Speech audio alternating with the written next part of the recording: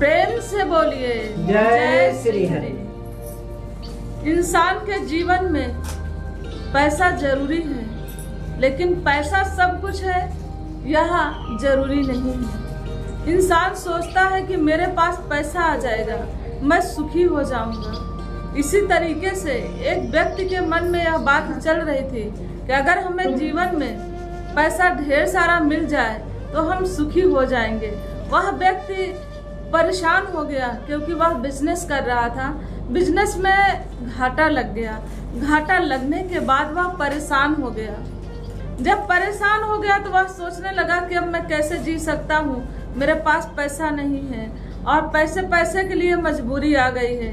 इसलिए वह इतना परेशान था कि वह एक दोस्त से बताया कि अब तो मुझे लगता है मैं आत्महत्या कर लूं, क्योंकि और कोई रास्ता नहीं है। अब पैसे की तबाही आ गई है। जो लोग पैसे वाले हैं वही सुखी हैं। तो उस लड़के ने, उसके साथी ने उसको बताया कि ऐसी कोई बात नहीं है, इसका समाधान चलो बुद्ध जी हैं उनके पास चलते हैं हम लोग। फिर वो लोग बुद्ध जी के पास जाते हैं। उन्होंने अपनी समस्या के बारे में बताया कि हम बिजनेस कर रहे थे, बिजनेस में बहुत बुरी तरह घाटा लग गया है और घाटा लगने की वजह से हम पैसे के लिए परेशान हो गए हैं। लेकिन बुद्ध जी हम यही जानना चाहते हैं कि जो पैसे वाले हैं वही सुखी हो सकते हैं। मेरा मानना यही है। अब मेरे पास घाटा इतना लगा हुआ है, अब मैं उतने पैसे वाला तो बन नहीं सकता, इसलिए मैं जीवन में सुखी नहीं हो पाऊंगा और मैं यह चाहता हूँ कि अपनी जीवन लीला ही समाप्त कर लूं। तो बुद्ध जी मुस्कुराए, बोले इस प्रश्न का उत्तर हम आपको कल देंगे। तो बोले ठीक है। दूसरे दिन व्यक्ति गया बुद्ध जी के पास।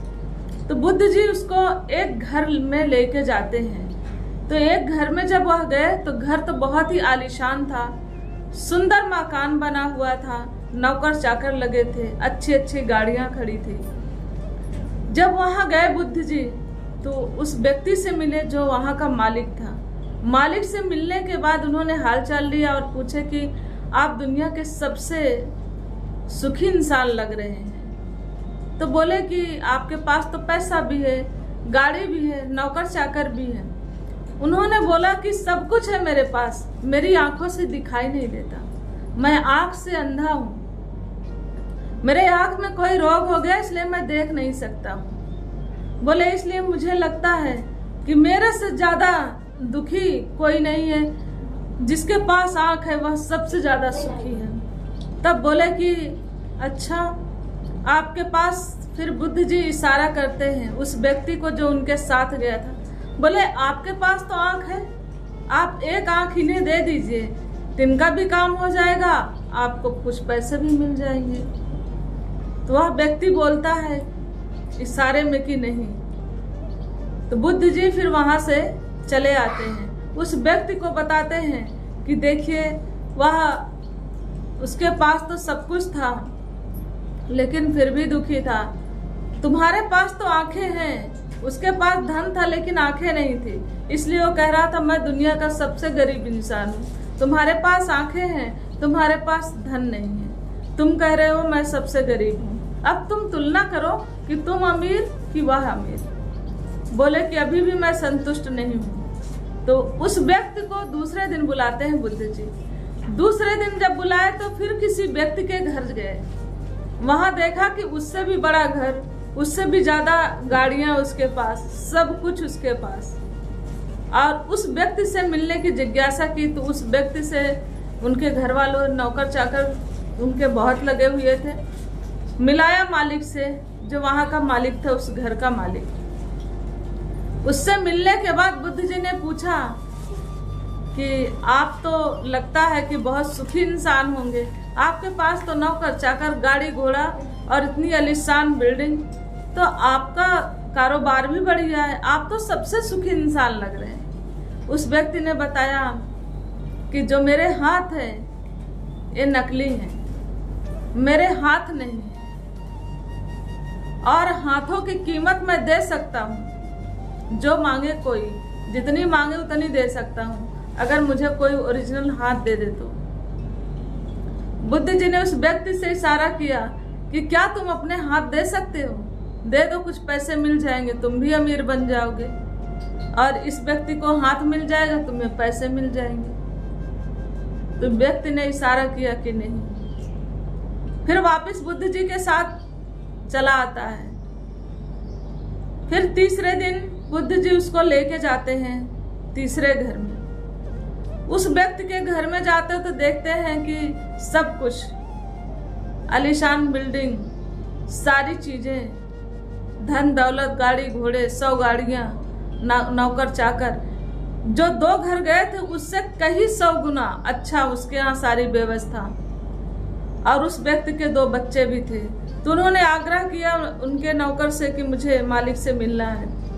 बुद्ध जी मिलते हैं, उस व्यक्ति को मिलाते हैं, उनसे बोले कि आपके पास तो इतनी आलीशान बिल्डिंग है और नौकर चाकर है, 100 गाड़ियां खड़ी हैं, आपके पास तो पैसे की कोई कमी नहीं है, किसी चीज की कोई कमी नहीं, आप तो दुनिया के सबसे अमीर इंसान लग रहे हैं और आप सुखी भी हैं।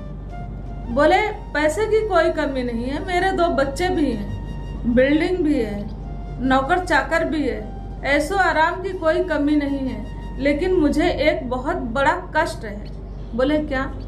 बोले मेरी बीवी मुझसे भी अमीर आदमी से शादी करके चली गई है। अब मेरे अंदर से यही भावना है कि उन दोनों को मैं जान से मार दूं। यही मैं विचार बना रहा हूँ, इसी नफरत की अग्नि में मैं अपनी जिंदगी जी रहा हूँ। मुझे बहुत अंदर से, मैं बहुत दर्द में हूँ, मैं अपने दर्द को बयां नहीं कर सकता हूँ मैं कितने दर्द में हूँ। मैं दुनिया का सबसे गरीब इंसान हूँ, इसलिए अमीर होते हुए भी मैं गरीब हूँ, क्योंकि मेरी बीवी ही मुझे छोड़ के चली गई। तो बुद्ध जी के साथ वह व्यक्ति जो था आया तीसरे दिन कुटिया में बुद्ध जी के साथ। बुद्ध जी ने बोला कि कुछ सीखा समझा कि अभी भी तुम्हारा भ्रम दूर नहीं हुआ? तो बोले कि नहीं बुद्ध जी, भगवान ने जो दिया मुझे, जैसा भी दिया है, मेरी तो बीवी बच्चे मेरे पास है, मेरी आंखें, मेरी शरीर सलामत है, बिजनेस है, घाटा लगा है, कल मैं मेहनत करूंगा, आगे बढ़ जाऊंगा, रोजी रोटी का साधन बना लूंगा, लेकिन आज के बाद मैं मरने के लिए नहीं सोचूंगा। अमीर आदमी भी दुखी होते हैं, मुझे इस बात की जानकारी नहीं थी। आज आपकी शरण में आने से, आपकी चरणों में झुकने से मुझे यह पता चला कि दुनिया का अमीर इंसान, जिसको हम अमीर समझते हैं, सुखी समझते हैं, वह भी दुखी है किसी न किसी कारण से। जिसके पास पैसा है वह तन से दुखी है, जो तन और धन से सुखी है वह मन से दुखी है, जो तन मन धन से सुखी है वह किसी दुश्मनी से पीड़ित है। तो कहीं न कहीं दुख संसार में सबको है, इसलिए किसी भी प्रकार का दुख है उससे परेशान न हो। भगवान ने सुंदर शरीर दिया है, सलामत अंग है आपके जीवन में, आपका शरीर के जितने अंग है वह सलामत है, कोई रोग नहीं है आपके जीवन में, तो आप सबसे सुखी इंसान है इस धरती के, याद रखिएगा। इसलिए परेशान ना हो अपने जीवन में, प्रभु ने जितना दिया है उतना बेहतर दिया है। आप अपने ही कर्मों से के बंधन में फंस के परेशान हो जाते हो, आपके गलत कर्म होते हैं, गलत कार्य होते हैं, जिसके वजह से आप दुखी होते हो। नहीं तो भगवान के तो सभी संतान हैं, कहते हैं कोई पिता अपने बच्चों को दुखी नहीं देखना चाहता। आप शिद्दत से कार्य को करेंगे, छोटा काम हो बड़ा काम हो, और प्रभु का स्मरण करते हुए इस कार्य को करेंगे तो प्रभु आपके परिवार का भरण पोषण करेंगे। लेकिन भरोसा इस मालिक का होना चाहिए, हम भरोसा किसी और का कर लेते हैं, इसलिए परेशान हो जाते हैं। तो आप भरोसा किसका करें? प्रभु परमात्मा का करें। कोई दुख भी जीवन में आ जाए तो हंस के टाल दीजिए, हंस के काट दीजिए, क्योंकि प्रभु कहीं न कहीं कहते हैं ना, दुख नहीं होगा तो सुख का एहसास नहीं होगा, दिन नहीं होगा तो रात का एहसास नहीं होगा, अगर रात नहीं होगा तो दिन का एहसास नहीं होगा, पतझड़ नहीं होगा तो बहार का एहसास नहीं होगा, जीवन में सुख नहीं होगा तो दुख का एहसास नहीं होगा।